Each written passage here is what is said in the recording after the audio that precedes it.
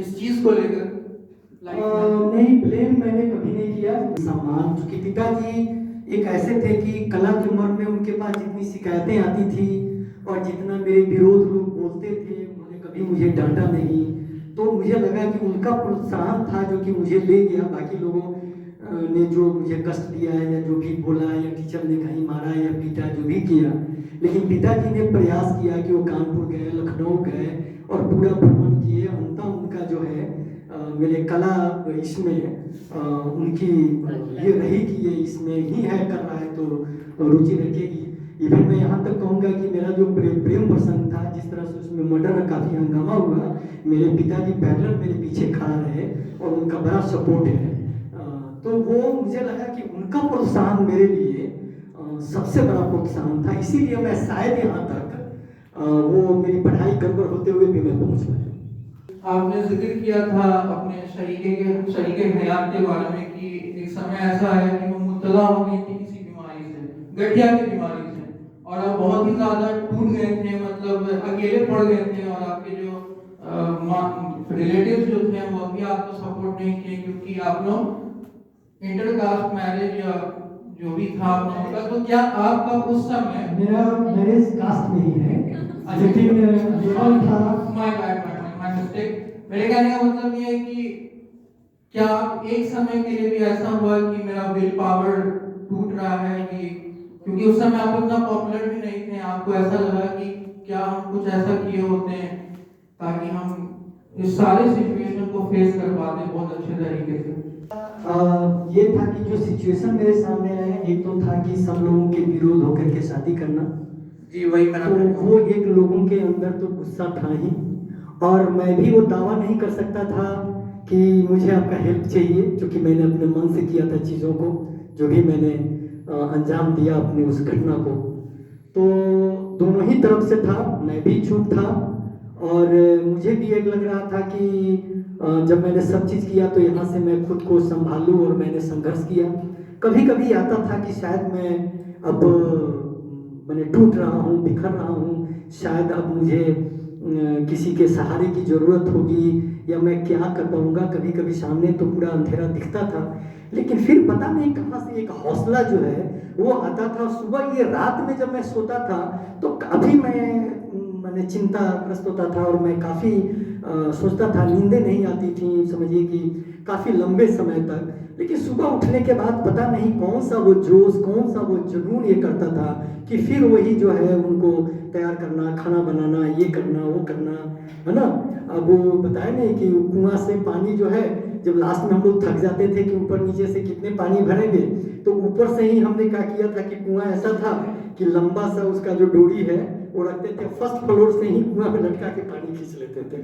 तो ऐसे ऐसे काफ़ी संघर्ष हुए, काफ़ी चीज़ें आई, और वो फिर हमको लगा कि वो मेरे जीवन का एक ये बन गया कि मुझे लड़ना है, फाइट करना है, और शायद इसी तरह से करके मैं निकल पाऊंगा। और मैं अगर वहाँ पे टूटता तो सिक्योर था कि जो सिचुएशन था मैं बिखर जाता, अगर हिम्मत नहीं जुटाता। तो मुझे लगता है कि किसी भी जब भी कठिनाई आए ना, उसका आप सोल्यूशन ढूंढे, उसका रास्ता निकालें। आप ये नहीं मान ले कि अभी अंत है, अब इसका कुछ नहीं होगा। जब आप सोचना शुरू करेंगे, ब्रेन जो है ना, दिमाग जो है, वो खुद आपको विचलित भी करता है और सोल्यूशन भी ढूंढता है, सोल्यूशन भी निकालता है, लेकिन आप प्रयास नहीं करते हैं। और प्रयास करने के लिए जो मुझे लगता है कि दिमाग जो है, जितना इसको आप सही लिए सोचने पे इसको ये करेंगे, क्योंकि जहाँ तक मैंने कुछ पढ़ा है कि लगभग हर दिन मानव के दिमाग में 6000 विचार आते हैं। 6000 विचार में 80% विचार जो है वो गलत होते हैं, और अधिकतर आदमी उसी में फंस के रह जाता है। ये थैंक यू सर। इस तरह का जो संकल्प आता है, जो इन्होंने अपनी पत्नी के लिए किया, उसको या अपनी पत्नी की ये इसलिए भी आया बिना किसी की हेल्प के, क्योंकि इन्होंने उनका निर्णय कहा। अपने निर्णय जब बच्चे लेते हैं कहीं नहीं सीखे, आज तक नहीं सीखे, ताकि वो कौन सी चीज थी जिसके कारण ये इतने बड़े डिजाइनर बन सके। क्या शिक्षण पद्धति में वो कौन सी चीज थी जिसके कारण ये बन पाए? एक दो पॉइंट अगर आप लोग निकाल सकते हैं बताइए। सेल्फ कॉन्फिडेंस कोई आदमी का सेल्फ कॉन्फिडेंस था उनके अंदर, आत्मविश्वास। सेल्फ कॉन्फिडेंस भी करें। इन्होंने बचपन में ये डिफरेंट कला से रूबरू हुए। एक ही कला एक चीज उन्होंने बताया कि सही है कि वो डिफरेंट तरह के आर्ट फॉर्म से कोर्स किया गया बचपन में जो जितनी चीजों जितनी एक्टिविटी से हम एक्सपोज होते हैं वो आपको प्रिपेयर करता है मैग्निफाइड फॉर्म में लाइफ। ये छोटा सा क्या उदाहरण दिया, अब उस उदाहरण को पकड़ना चाहिए शिक्षण के एंगल से कि जब ये होता था शनिवार, और शनिवार को ये लोग स्लेट पर या पट्टा जो ये था क्या कहते हैं उसको पाठी पर जो दाना से ये लोग चित्र बनाया करते थे, या इसमें जब टीचर्स डे होता था तब टोकरियां वगैरह बनाया करते थे, या स्टेज वगैरह का जो सामान बनाया करते थे, स्टेज का जो कॉस्ट्यूम्स वगैरह डिजाइन करते थे। ये सारी चीजें हमको लगता है कि तो बकवास है, समय बर्बाद कर रहा है बच्चा सब। लाइफ में वही मैग्निफाइड होकर के आपको पूरा दृष्टि देता है। ये बात समझ में आई? इसलिए ये चीजें जो कराई जाती हैं या करते हैं हम लोग ट्यूशन लगाते हैं, हम लोग मॉडल बनाने के लिए कहते हैं, हम लोग तरह तरह की एक्टिविटीज करने के लिए कहते हैं, ये सारी एक्टिविटीज लाइफ में कैसे मैग्निफाई होती है वो आप इनके जीवन में देख सकते हैं। इसलिए उन्होंने पढ़ाई नहीं की डिजाइन की, लेकिन डिजाइन का नींव पड़ गया इसी में। क्रिएटिविटी भी आती है, क्रिएटिविटी का सभी चीजें क्रिएटिव थी इनकी, इसलिए और क्रिएटिविटी इसके साथ है। और कुछ आप लोग को लगा जो भी हेल्प किया इनको जीवन में? सर, सीखने की ललक होनी चाहिए इंसान में। हाँ। सीखने की ललक होनी चाहिए, क्योंकि आदमी डरेगा नहीं, वो सीखने की कोशिश करेगा तो और अपनी क्षमताओं को बढ़ाकर आगे बढ़ेगा। बहुत सुंदर, बहुत सुंदर। सीखने के ललक और कुछ सोचिए इसके अलावा, सीखने के ललक सही बात है, बिल्कुल सही है। और कुछ बात सर, वो रिजल्ट का परिणाम पहले नहीं सोचे कि इसका पॉजिटिव होगा या नेगेटिव होगा, बस वो अपना काम करते रहे। Very good, very good. ये भी है बहुत सुंदर। और कुछ सबसे पहला चीज कि सर ने जो अपना लाइफ स्ट्रगल बताया है उसमें एक चीज ये दिखा कि डेडिकेशन सर में बहुत था। जैसे इतना सिचुएशन आया तो बीच में उन्होंने जो भी मतलब क्राइटेरिया अपना चूज किए उसमें उससे हटे नहीं। जैसे कहा जाता है, सिंपल हम लोग क्लास में बताते हैं बच्चों को कि अगर एक नाव पर चलते हैं तो आप मंजिल तक पहुंच पाएंगे। तो सर ने इनमें डेडिकेशन देखने को मिला कि सर अगर एक फोकस किया जाए, एक बिंदु पर रहा जाए और पूरे सिचुएशन को समझते आगे बढ़ा जाए तो हम लोग को सफलता मिल सकती है। बहुत सुंदर, बहुत बढ़िया बात कहा है। मुझे दो तीन बातें की परफेक्शनिस्ट चाहिए, छोड़िए आप ध्यान दीजिएगा। हमेशा अगर क्या है चोरी भी कर देते तो परफेक्शन साथ ठीक है ना, ये चोरी करना। और दूसरी सर का मैं जाना प्रैक्टिस इनका कभी छूटा नहीं, ये प्रैक्टिस बहुत, ये रोज आर्ट प्रैक्टिस करना यह एक बड़ी बात है और यह बच्चों को सिखाना चाहिए। आपको कवि बनना है, रोज कविता लिखिए। आपको कहानीकार बनना है, रोज कहानी लिखिए। आपको निबंध लिखना है, रोज निबंध लिखिए। आपको गणित बनाना है, रोज गणित बनाइए। ये रोज करना, चित्र बनाना है, चित्रकार बनना है, कलाकार बनना है, अब रोज कीजिए। ये बहुत बड़ा लेसन है इनके। एक चीज में कि मुझ में दो तीन चीजें थी। जब मैं बॉम्बे पहुंचा तो जयंत से जब मेरी पहली मुलाकात हुई, बात हुई, तो उन्होंने कहा कि बॉम्बे में या तुमको आगे अगर बढ़ना है तो तीन चीजें बहुत जरूरी है। अगर ये तीन चीजें आदमी के जीवन में हो तो वो ऊंचाई को छू सकता है। पहला मेहनत,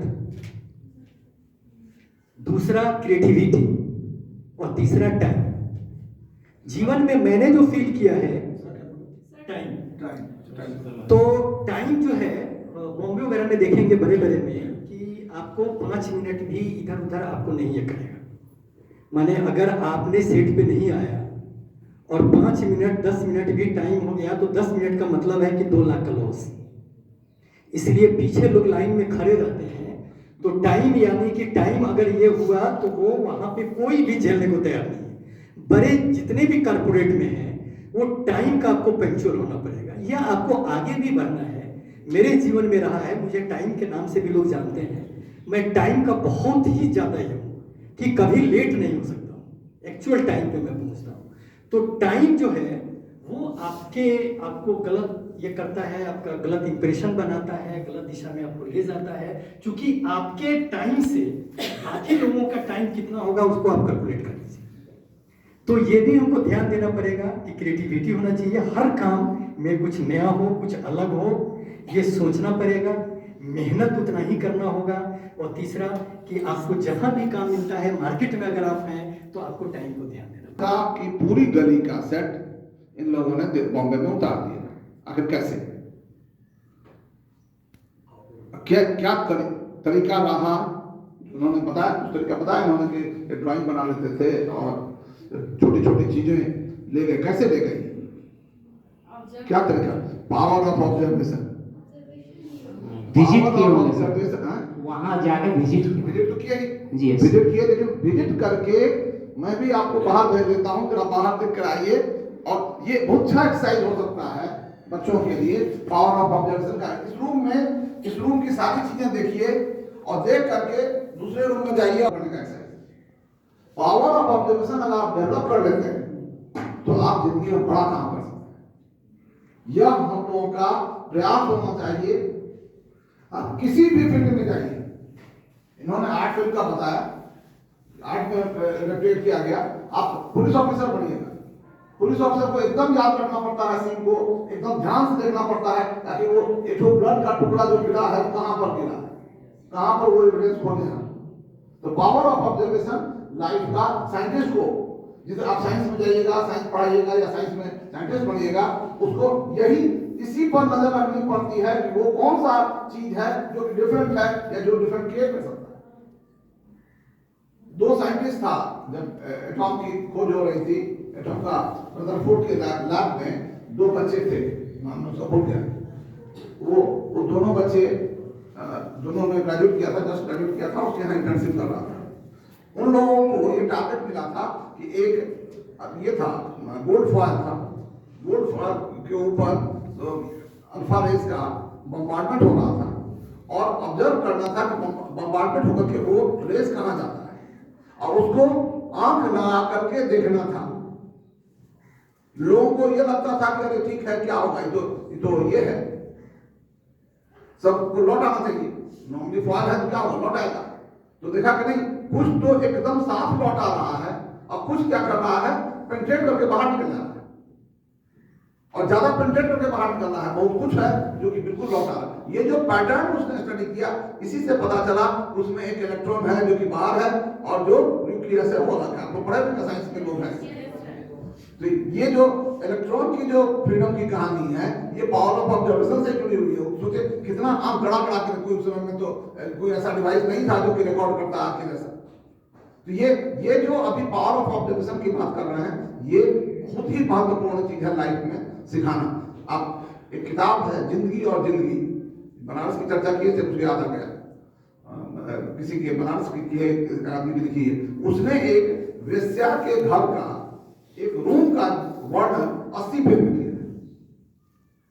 आप समझ लीजिए क्या पावर ऑफ ऑब्जर्वेशन रहा होगा। आप ये भूल जाइए कि वेश्या घर का क्या, क्योंकि जिंदगी के लेसन सभी जगह से आते हैं और साहित्य में इस तरह की रचनाएं आपको खूब मिलेंगी। तो और उसने 80 पेज में लिखा है, वर्णन किया है। तो ये जो भी हो, साइंस में जाइए, किसी चीज में ऊंचाई पर अगर जाना है किसी फील्ड में, तो पावर ऑफ ऑब्जर्वेशन बहुत इंपॉर्टेंट चीज है। इसको सीखने की जरूरत है हम लोग को, जितना डिटेल में सीख सकेंगे। फार्मर होइए, चाहे ये हो, कोई भी चीज, गृहिणियों को जो जितना बढ़िया ऑब्जर्व कर सकता है वो किचन उतना बढ़िया मैनेज करता है। माँ सब उतना बढ़िया मैनेज करती है क्योंकि उसका पावर ऑफ ऑब्जर्वेशन आता है। वो देख के बता देगी कि न तुम्हारा तो सब्जी न हुआ अभी रुको, अभी और थोड़ा देर होने दो, घबराओ नहीं।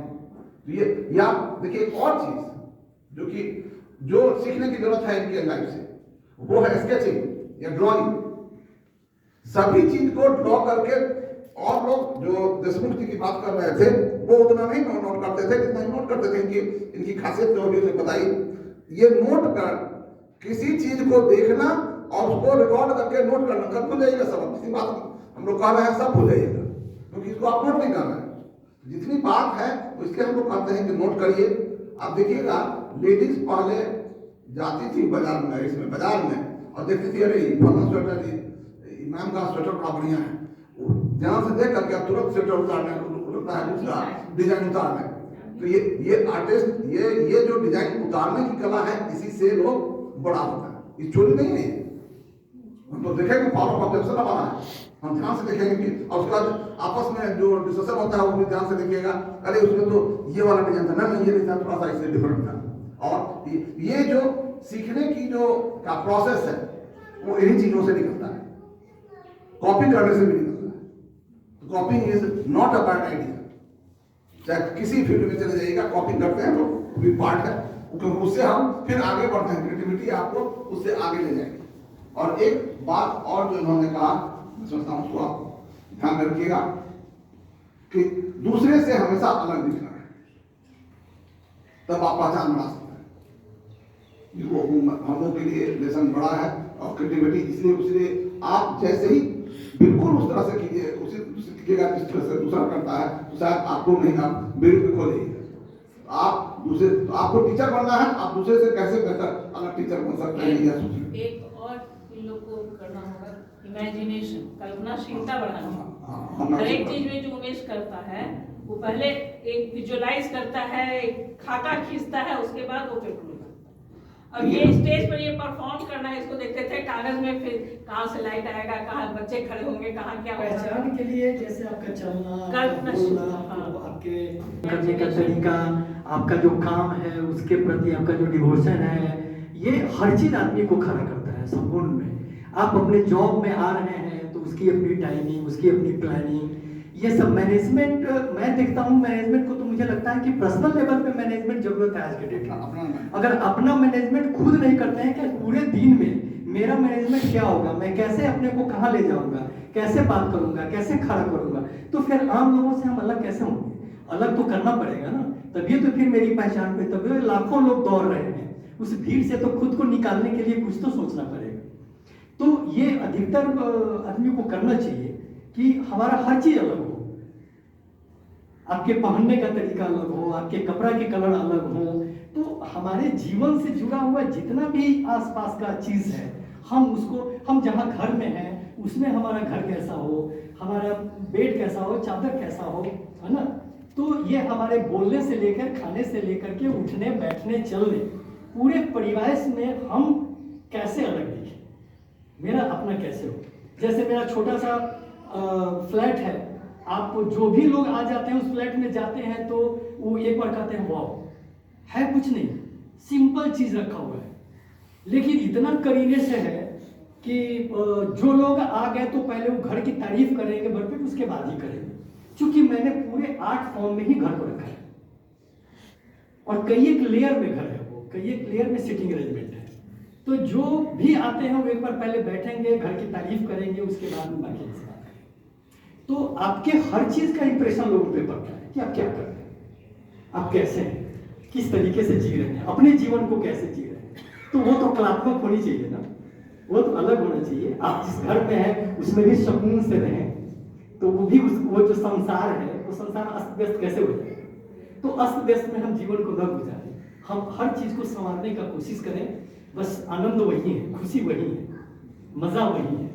मजा लेना है तो अपने आसपास खुद को देखिए, खुद को संवारिए, आसपास संवारिए, परिवार संवारिए, घर संवारिए, सब ठीक।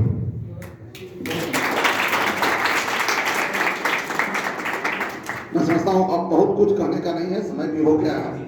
सिर्फ एक जीवन चरित्र को लाइव सुना, इसको हम लोग लिख के भी दे सकते थे आपको, लिख के देते तो उतना मजा नहीं आता जितना कि सुनने में आया है और इंटरेक्ट करने में आया है। कहानी में दो होता है, एक तो कहानी जब हम पढ़ते हैं एक अलग इमेज बनता है, और एक होता है कि कहानी सुन भी रहे हैं और सामने वाला का इंप्रेशन भी है, तो दोनों इमेज बन रहा है। जो मेरा इमेज था और जो कहानी के अंदर जो पूरा इमेज था, वो दोनों को आप एक साथ, इसका मजा थोड़ा सा अलग है। जब इसको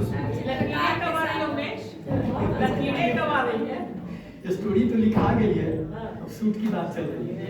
तो ये इसलिए होता है, ये तरीका आपको क्लासरूम में भी अपनाने की जरूरत है कि हम लोग केस स्टडी में पूरा हार्वर्ड यूनिवर्सिटी का नाम सुना है सब लोग? हार्वर्ड यूनिवर्सिटी में जितनी चीजें पढ़ाई होती हैं सबके स्टडी से होती है। आपको यही चीज एक बात अभी छूट गया, मैं समझता हूँ नहीं होता तो कल पिकअप करेंगे उसको। जो शुरू वाला था पोर्शन, उस पर और चर्चा करने की जरूरत है। जो फिल्म दिखाया था इन्होंने उस पर चर्चा नहीं हो पाई, क्योंकि न्यूरॉन्स की सर्किटिंग, इस पर अगर